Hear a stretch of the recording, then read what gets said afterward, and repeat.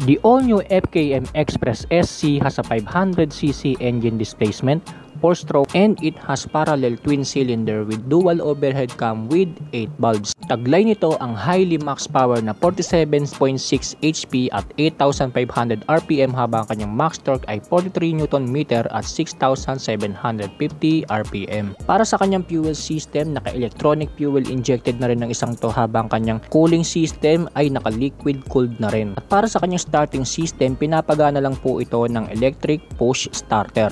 At dahil scrambler type motorcycle, gumagamit ito ng chain and sprocket pagdating sa kanyang driving system. And when it comes to transmission system, meron po itong hanggang 6-speed na naka-international standard manual clutch system. For the suspension naman sa harapan, equip ito ng inverted fork suspension at naka-centered monoshock naman pagdating sa likuran. As for the braking system, parehas na pong equip ng hydraulic disc ang preno nito harap at likuran. Na ayon kay FKM, equip na rin ng dual channel ABS na talaga namang bagay na bagay pagdating sa safety features ng isang motor na ito. At para naman sa kanyang dimensions, meron itong overall length na 2,164mm, overall width na 851mm at overall height na 1,203mm.